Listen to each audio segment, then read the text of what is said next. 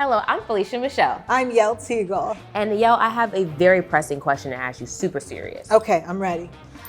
Do you believe in magic? I do believe in magic. I mean, how can you not? Look at this magical set we're on for Leverage Redemption. I'm so excited to share the secrets of the magic of Leverage Redemption with the audience. But first, let's show them some magic. All right, 1, 2, 3, poof!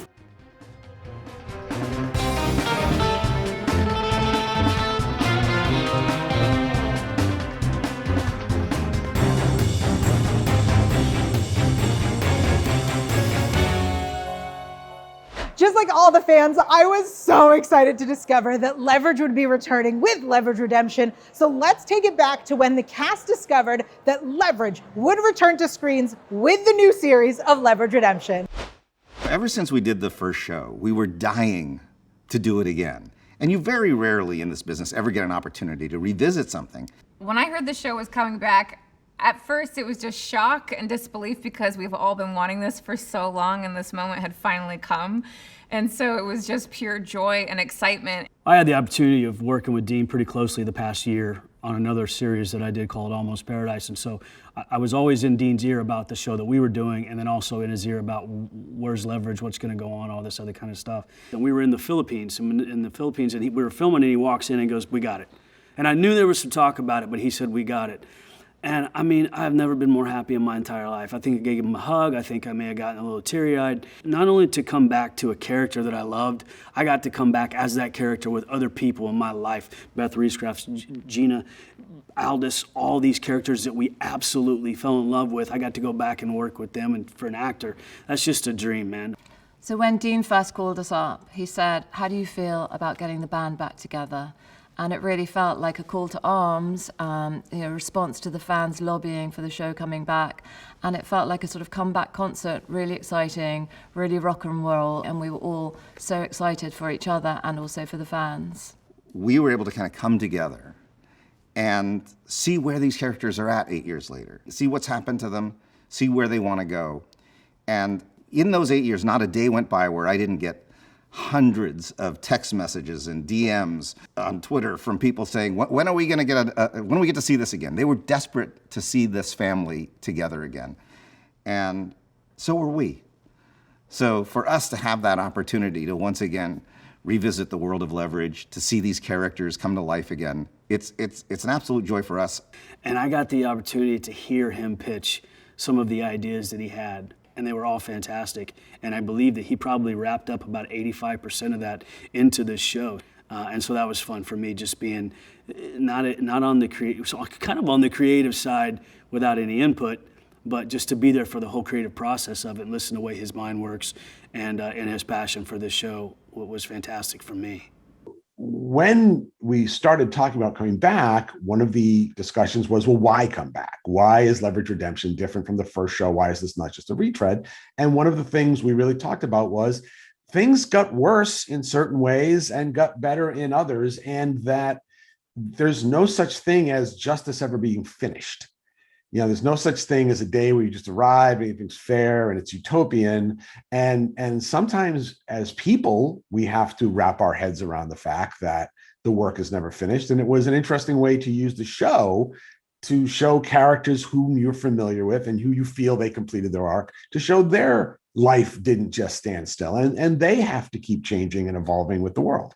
And so that was a really good creative reason to come back, and sort of the motivating driver, at least for me, to come back, is to not tell the same stories with new characters or later, but to tell stories with characters in a world that has evolved. What we tried to do was give them that same old feeling, right? That same feeling that brought them into the first series, and that same feeling of, going in there, fighting for the little guy, the banter and sort of the relationships that the characters have, the rhythm. There was a rhythm there between all five of us, and that rhythm is still there with all five of us, and our new cast members who just kind of rolled right into it as well. Thanks to Hardison, I've come into all sorts of documents proving that RIZ's purchased dozens of these service companies that are working for major government. I can't even tell you what I'm saying.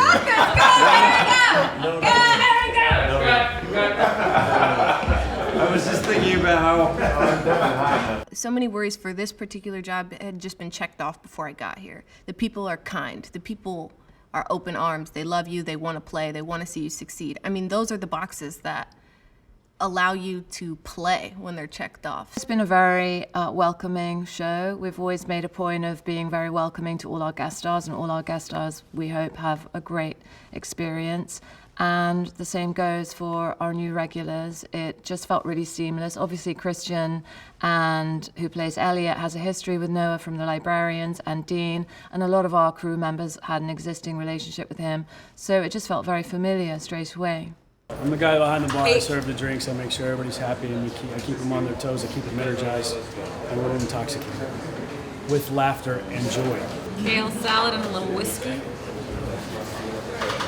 Ensembles tend to forge very intensely just because of the workload, but there's something about doing this during a pandemic and on location and in a bubble that makes this even more insulated. So I think the fondest memories I'm going to have is just how close we've all gotten out of necessity. The funnest part for me was writing these characters again, and to get an opportunity to write a Parker Elliot scene or to write an elegant Sophie speech was something that I really missed. I couldn't believe that I had an opportunity to do that again. The thing about this show is we're all fans of this show. So coming back to something you actually love with all your heart, you love the people, you love what you do, you love the character. It was a pure, it was a no-brainer. I was elated and so excited to come back. To get in the shoes of these characters, it's so much fun. I was a little worried about when we first started, everyone's changed. We've gone off and played other roles and had different emotions as those characters. And I'm telling you, man, 2 days into it, we were back again. Me and Aldis are high-fiving. Me and Beth are laughing. We're feeding off each other. And it seems like it would be a lot more difficult than it was, and probably should have been, but it wasn't, because we've grown up with these characters. We've loved these characters, and to us, these characters never really went away. They were still a part of us. We know these characters, we love these characters, but for those of you who are new to the Leverage Redemption team, let's find out, what is leverage? I would describe the world of leverage like this. Let's say you have a problem and you've got nobody to turn to, you have no family, you can't go to the cops, the infrastructure is all messed up, right? You have a phone number that you can call, and Parker answers, and essentially you've got a team of thieves and grifters that are gonna come to your side and help you get done what you need to get done. Like Robin Hood, but a little crazier. I think leverage is the kid in high school who can see some things that aren't wrong and is super talented and super good at what they do, and them having the courage to stand up to a bully. I think that's what leverage is. I think leverage is coming together with a group of friends and working on something productive instead of destructive. And I think leverage is just a damn fun time. Leverage has always had the tagline, the powerful take what they want and we take it back for them. And I think the timing has never been more relevant than it is now. People are feeling divided, the landscape has changed, people are feeling powerless, and I think that people will relate to this show in a way that they didn't even first time around. If you ask somebody what leverage is, you're going to get different answers from everyone. My answer would be, as my character, we throw punches for people that can't throw punches. I grew up with family that always worked. They worked very hard their whole lives, and sometimes they got the crap kicked out of them, and legally, there's nothing you can do about it. The fat cat wins, and you just have to take it. And that's what's fun about this show, is that somewhere, someone in America or the world has had that happen to them almost every single time, but they couldn't do anything about it. We do something about it. My favorite moment in the episodes of Leverage Redemption are always what we call the gloat moment. It's the end of the episode where we get to smile at the bad guys and gloat about getting one over on them. And it's always the scene where we're together and celebrate our victory for ourselves and for you, the audience. I think the thing I'll remember most is how in a time when things were so dark for so many people, we were able to come together and make something fun and beautiful and uplifting. And I think knowing that audiences have been waiting and wanting and anticipating, and that they have something to look forward to, that's been the greatest experience. John Rogers wrote a really nice sort of mission statement that he disseminated out to all of us when we started that says Leverage is a show that lives 3 feet off the ground. It's not Fantasyland, and it's not grounded in total reality. It's just slightly heightened reality. It is high stakes, fast pace. You can take a show like that, and the comedy can go very farcical, or the drama could go very dark. And it sort of gets away with it because it has this built-in excuse of saying, this is really what we call competence porn. This is really, really talented people doing things that they're really good at, that you won't know how they're doing it, but you'll really enjoy the fact that they're pulling it off. But the fact that there's a magic trick involved sort of ungrounds it from having to be something that is reality-based. It's one of those worlds where you can sort of live out the fantasy, the imagination, the dream of going in there, fighting for what's right, fighting for what's yours in a very cool way, and actually coming out on top. I've been so blessed in my career to get to do all kinds of different projects, whether feature films or things directly for broadcast. But for the most part, there's been a consistency of style and tone. And every time we've had the opportunity to make something in that style and tone, we got a little better at it. We learned a lot of lessons. And so I would say this show really brings together everything I ever learned doing The Librarians, the original Leverage, The Outpost, most recently Almost Paradise, and going all the way back to Independence Day and Stargate. So this is an opportunity to kind of reach into the tool bag and pull out all the tools from my whole life. Dean Devlin productions usually are impressive because of the production value we're able to put on the screen despite the budget spent. And that continues to be true in this. And that really speaks to the creativity of the personnel involved, is that there's usually a creative solution that is equally dynamic and a lot more cost effective. You should probably apologize to Elliot, though. He's been very upset. Oh. See? Got it, move on. I almost did. Yeah, keep it up, one thing. Oh, hey! Oh, look at this. Okay, 2 cameras up here. Okay. Let's bring in second team, guys. My favorite moment in this show so far, we still have more to go, has been the moment I set foot back on set with all of my friends and family. It was like coming home. Before we started shooting, there was a moment of sort of fear and anticipation, and then as soon as we got together on set again, it was seamless. We were just ending each other's sentences, picking up each other's cues, looking each other in the eye, and it just felt like coming home. It felt the most natural place in the world to be. Coming to do this show was a little bit like going to a high school reunion. You know, you haven't seen these people in a while and you wonder what it's going to be like. And it was so amazing. On our very first table read, all of the actors were immediately the characters again. There was no rust. There was no edge to it.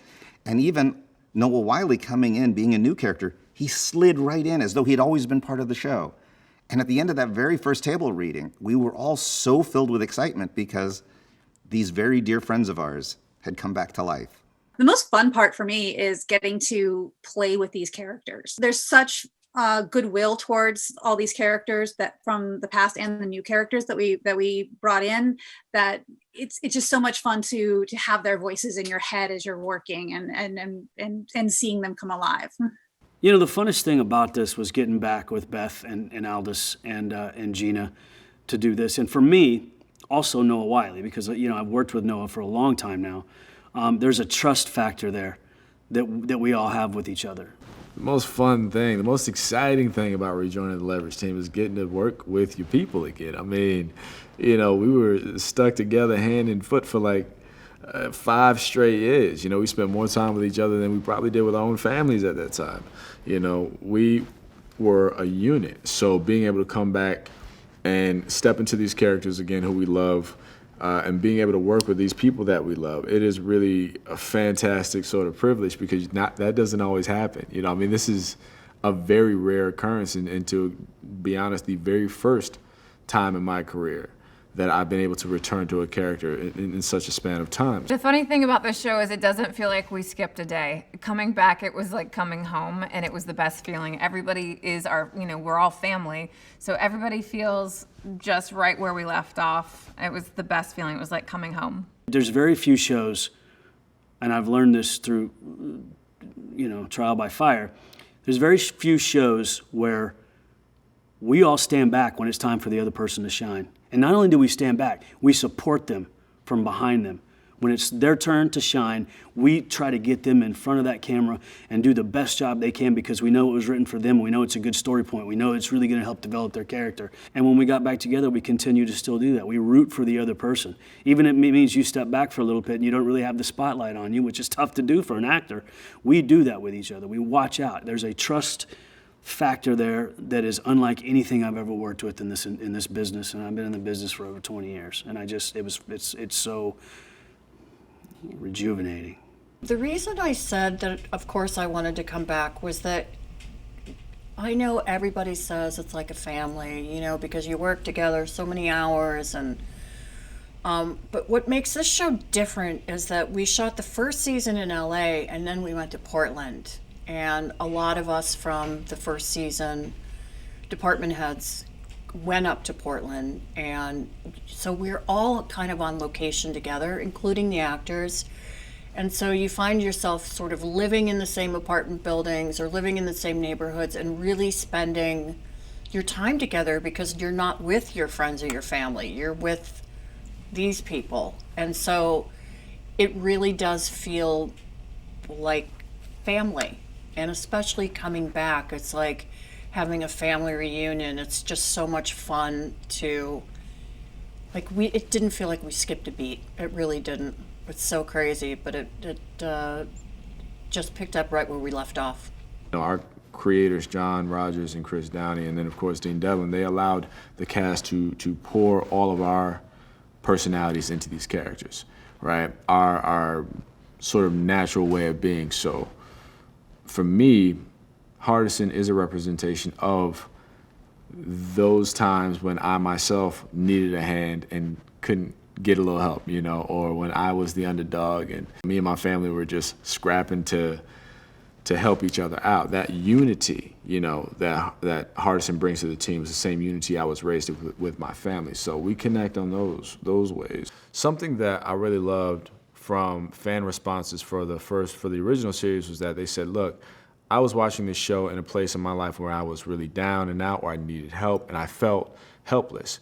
This show made me feel powerful in a moment where I felt powerless. This show made me believe in myself. It made me believe that I could fight for myself. So, that to me is what this show is. That is the world of leverage. We give that little nudge, that push of being able to believe in yourself when all odds are stacked against you. Felicia, what is production design? I guess it's the design of the production. I mean, that makes sense. Let's go knock on their door and actually find out what they do. Yeah, let's find out. So I'm Randall Groves. I'm a production designer. Production designer, I oversee art department, construction, special effects to an extent. I work closely with props, the greens department, the paint, the scenics. So like the triad is director, DP, production designer, and all the great craftspeople fall below that. Where are we? So we are physically in Jefferson Parish, Louisiana, just outside of New Orleans. This is a sound stage that we've created, and Electric Entertainment has multiple sound stages in this building. This particular set is our HQ set, and this is modeled after a style of building that started in the mid-1800s called a Creo townhouse. Okay. And what happens is you would come through these carriage doors with your horse and buggies at night. Okay. And in our world, this is an actual exterior that exists in the French Quarter. We open those doors, Matt. We open those doors, we end up on our set. Randall Groves is my favorite production designer on the planet, and partially because he melds both sides of his brain together on the show. On one hand, he's a wonderful artist, and he appreciates art and architecture and visuals. But he also has a very pragmatic background, having been our construction coordinator many, many years ago. So he really thinks of the practicalities of how can we build these sets? How can we do them? How can we get the biggest, best set for the amount of money we have and the amount of time we have to build it? And he melds those two disciplines together and gives us amazing sets like the one we're in now, which may be my favorite set he's ever designed. Dean Devlin, Mark Roskett, and myself have been together for over 100 episodes of television, a couple movies, some pilots, and we have a really great shorthand. And they are lovely with me. It's a dream gig because they give me massive latitude. And so I kind of proposed to them how I saw our new HQ, which, like, we made it for the Portland version and the Boston version. New Orleans would have its own special flavor throughout.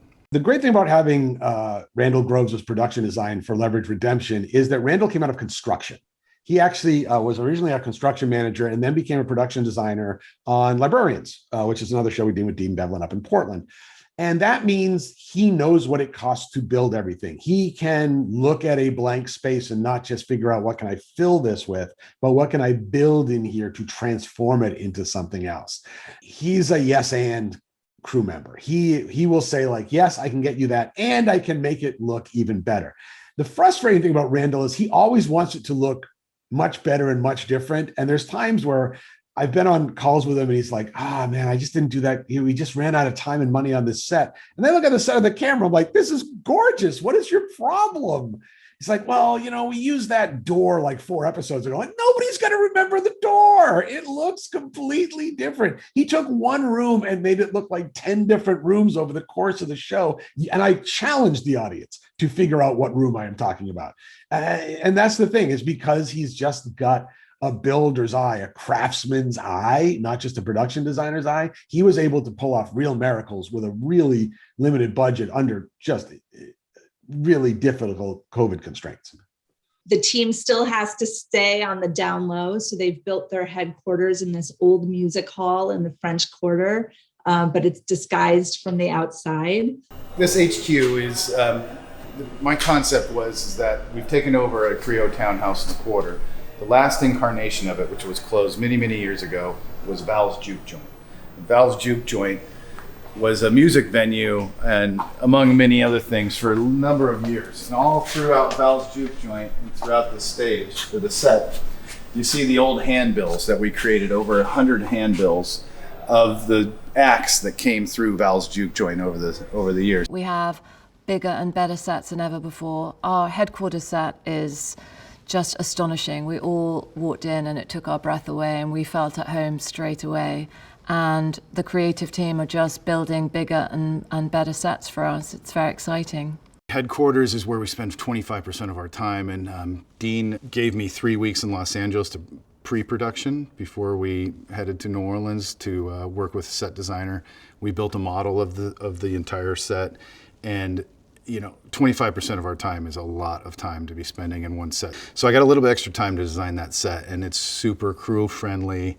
We've got tons of nooks and crannies and places to set scenes and have intimate conversations and bring the crew together. It's a multi-story set with a courtyard and a breezeway, and it matches up to an exterior in the French Quarter. I would say for me, the most memorable set, we are sitting in the most memorable set, New HQ. I remember when I first saw this, and it just brought back just a wave of memories of us shooting at our old HQ in Portland and in LA, and when I saw it, I said, oh my God, the fans are gonna love this. It's incredible, it really is. I mean, our department did a fantastic job, and they've always been top notch, but this brings me so much joy. It's a statement piece for me. It's one of my favorite sets I've ever created. And this is just one set. One set, and so every week we build 6,000 to 10,000 feet of new set.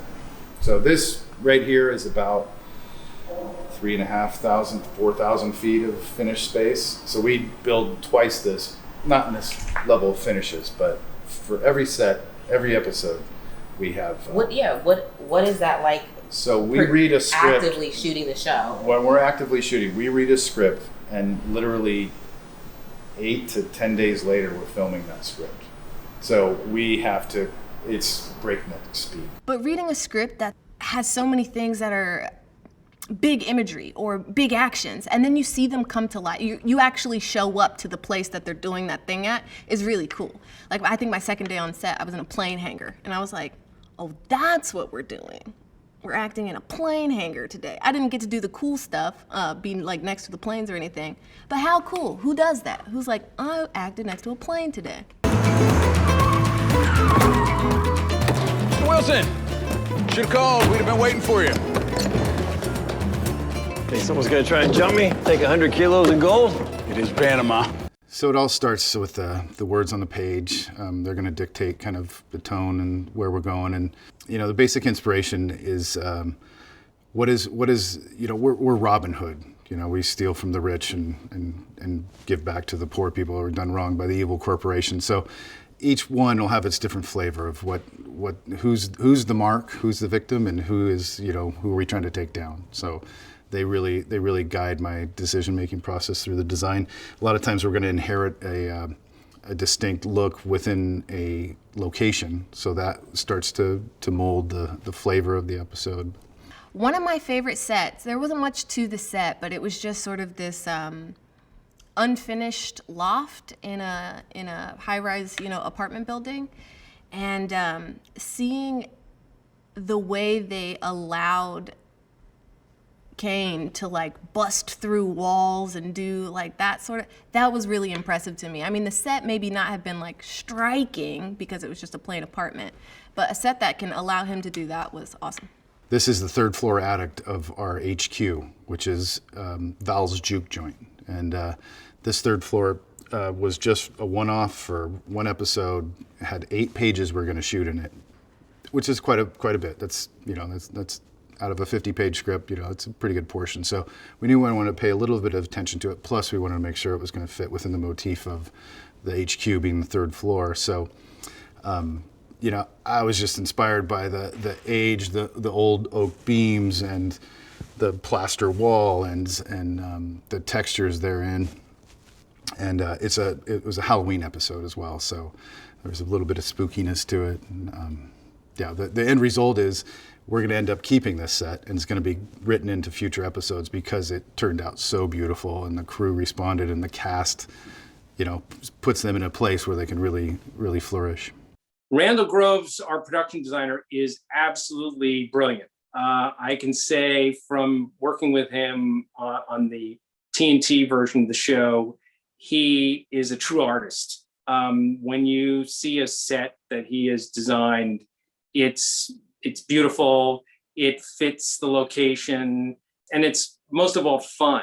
I think when we decided to shoot the show in New Orleans, Randall really steeped himself in the city, and our sets are just unbelievable and really evocative of a truly unique American city. So color evokes a lot of different emotion. Like the color red could be love, and it can be danger. So every color in the spectrum evokes an emotion. Yellow is cheerful. Blue, you get a sense of security. So those underlying, meanings of color to me are something that I use a little bit of that in the world. But as much as color, it's also texture, and denigration tells a story too. Like this set, for instance, you feel like you're in a place that's been here for 100 years or more, which is 150 years is how old this place would be. And it's that texture and, feeling like you mentioned, the cobwebs, and the dust and the corners of each one of the rafters. There's a little more age than there is in the face because that's where things collect over the century, No con would be complete without the costuming, and this show has done some wild looks. Let's take a look at the costuming department. Nadine Haders. Nadine Haders. Nadine Haders. Hi, I'm Nadine Haders, and I am the costume designer on Leverage Redemption. Our costume designer, Nadine Haders, has been with us since the beginning of the show, and she's really like an extra character. She knows our characters better than we do ourselves. 207 is going to be 100 episodes, which we are prepping right now. We're prepping that episode. And I will have done 99 of them. I did not do the pilot. And then when it came back around, Dean called me and I said, of course I want to come back. So I did. She always seamlessly puts us together so slickly, but also she has these great dramatic moments where she can build pieces for us. There's like so much magic that happens in here.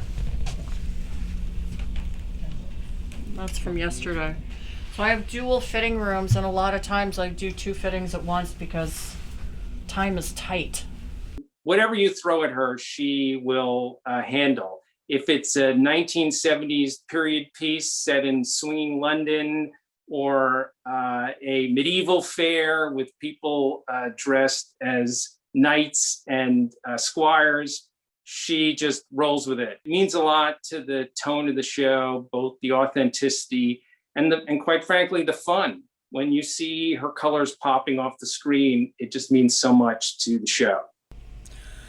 Favorite con look from the first season? We had a lot of good ones, but the one that comes to mind is the rolling on the river job with Parker and the Belle of the Ball. Her character's name was Belle, and that was my first instinct, was to make her the Belle of the Ball. So while everyone else is in proper evening attire, Parker's completely bonkers, and that's what we love about her.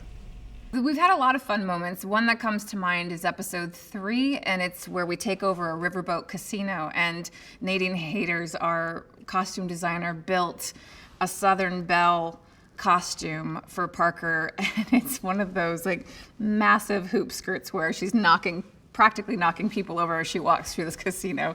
She had to be in the water, and she had to lose the skirt, the whole gag of it. Put it on we this one. had to build it in a way that she could take the skirt off and have something underneath that was appropriate, and be swimming in the water because her and Elliot come out of the river in it.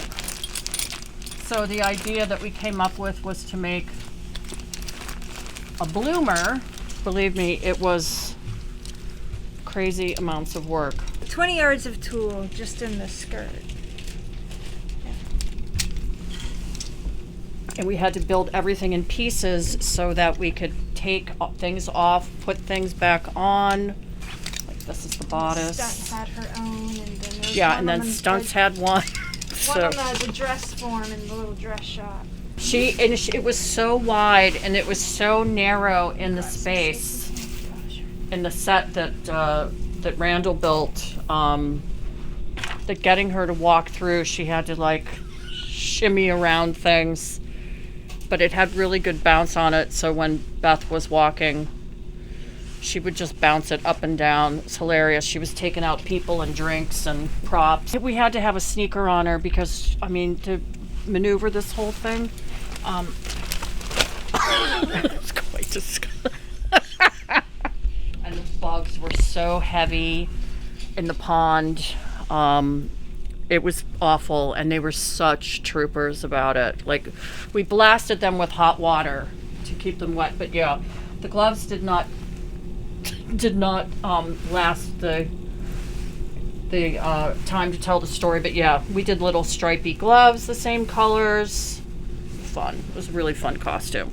And she knows these actors and she knows these characters. And so she finds the intersection where the characters have their own identities, but they reflect the actor underneath. It's a synthesis.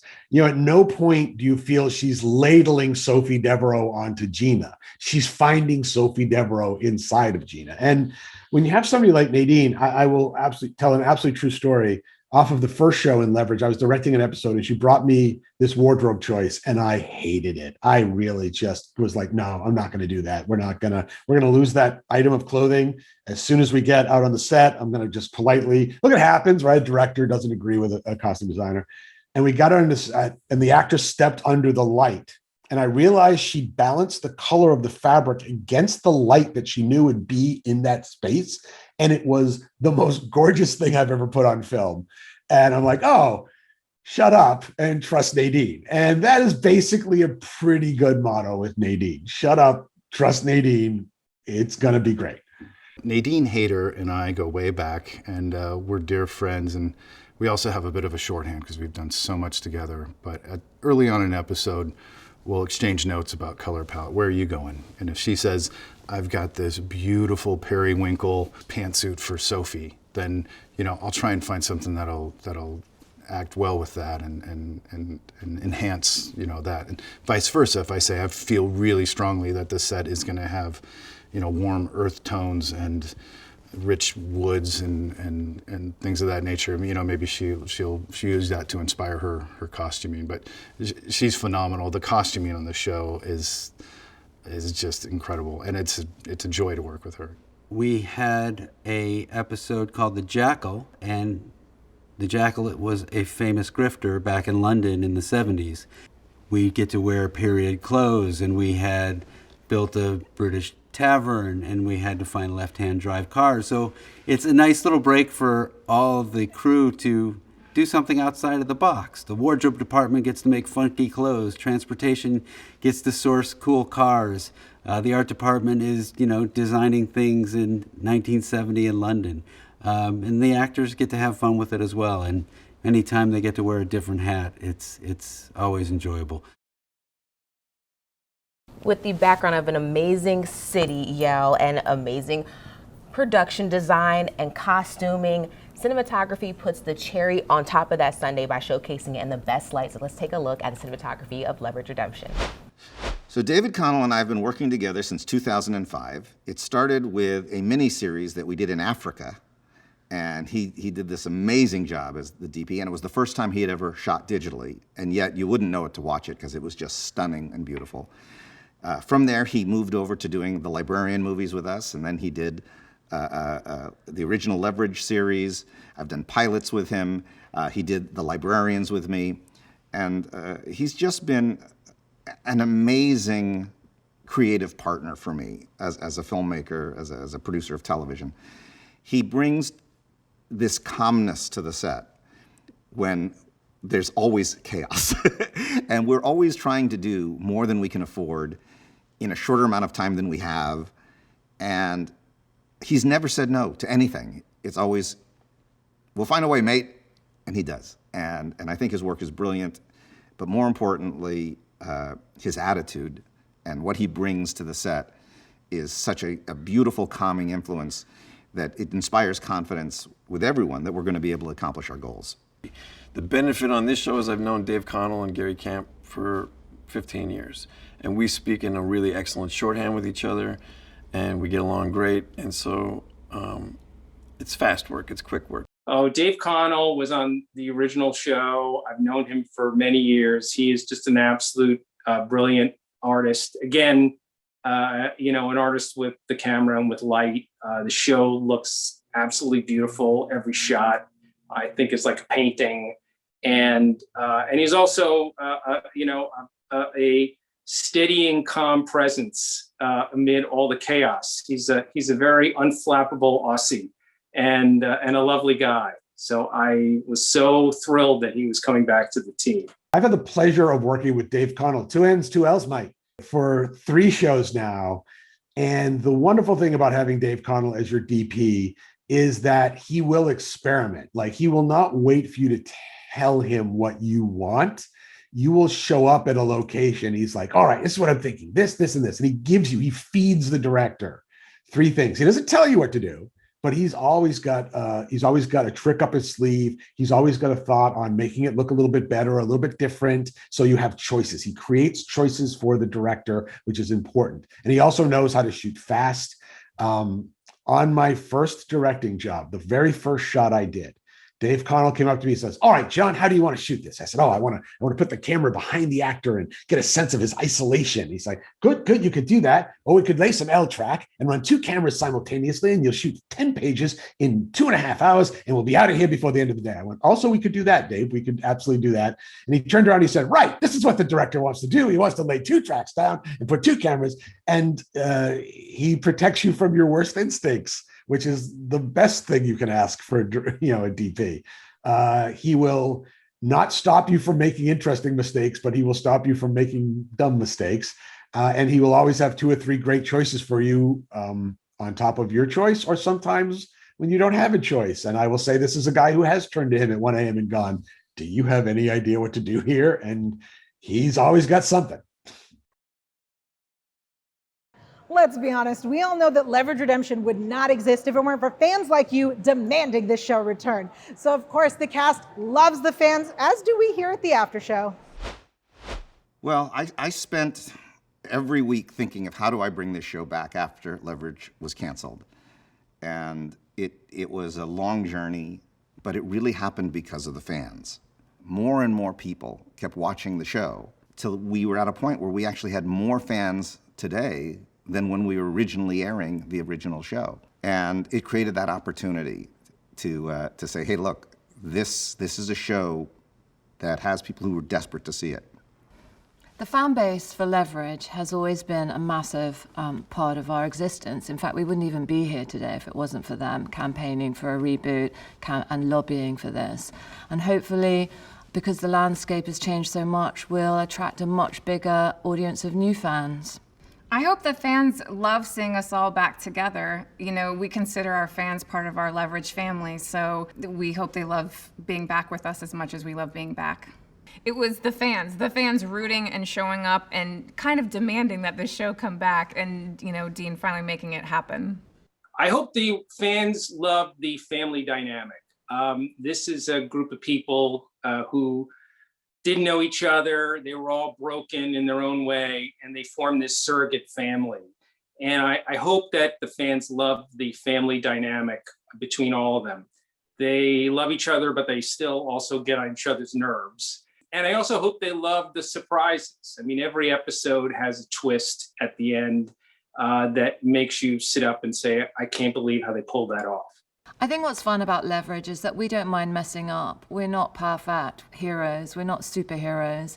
And what I love about the show is that we do mess up, we do make mistakes, but then we pick ourselves up and we adapt. And I think, you know, people identify with that as well. The most memorable lesson I think I've learned being a part of the Leverage team is just not giving up on yourself. I mean, it's something that I practice throughout my life, and I've had it reaffirmed and reinforced with different experiences in my life, and being a part of the Leverage team is definitely one of them in a major way.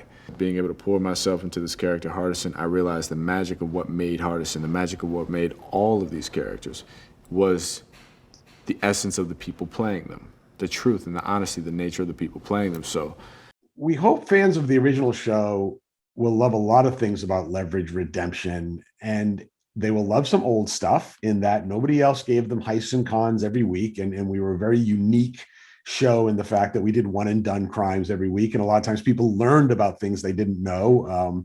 My ideal experience for an audience member for Leverage, both the old show and Leverage Redemption, is that somebody watches the show and says, well, that can't be real. And then they Google it and they go, oh no, oh, it's real. Oh God. And that's the proper educational arc for the show, as far as I'm concerned. And what I think the fans of the original show are going to love about Leverage Redemption is that their friends have grown. And much as they've changed over the last 10 years, the actors changed. So we took that into account. You know, they wanted to approach the characters in a different way. The actors, of course, unlike being hired for a role where you don't have any experience on it, all of them very heavily consulted in how their roles are interpreted now, not just because they're experienced with the roles, but because they're genuinely our friends and our collaborators at this point. But also they're at different parts of their life. And there are a lot of conversations in this show about accepting change, accepting grief, what do you hold on to? What do you let go? How do you change? How do you deal with the pain of when change doesn't work? That's all the emotional subtext that, again, we dealt with a lot in the first show, but you're gonna see richer, deeper explorations of that with more mature characters, and also elements that we didn't deal with in the first show because the new characters weren't like that. You know, our new characters are not professional criminals. There are people engaging in this corrupt world, coming from the side of established power or legitimacy. And that's a new viewpoint we didn't have. Everybody was a professional criminal in the last show. And in this case, they've got people who are having to adjust how they feel their values should work in this system. But we've upped the ante a little bit simply because the bad guys are even badder. There's a lot more intricacies to what's happening in the world with the greed and the disparity between the rich and the poor. So you still have this group of characters that we love doing what they do best, but the storylines are going to be even more intense. The magic for me from the original series and seeing why people stayed so loyal to the show all these years in syndication was the fact that they loved the relationships, they loved the humor. It gave them a break when they needed a break. It gave them a break in rough times. It gave them something to believe in when times were hard and it was a little dark. That's something I could not have counted on, but it is one of my greatest joys when I talk to somebody and that's what they tell me. So for me, I feel like that is the pinnacle of where we can be at as artists. When we put our art out that actually affects somebody's life personally in a positive way, and I hope that that's what people continue to get from Leverage Redemption. A little over a year ago, I was working on a feature film in Serbia. And I was sitting at a table with the director and the writer. And all of a sudden, this 20-year-old redheaded girl and her mother came over to the table, very nervous. And with their accents, they said, "Excuse me, but are you Dean Devlin?"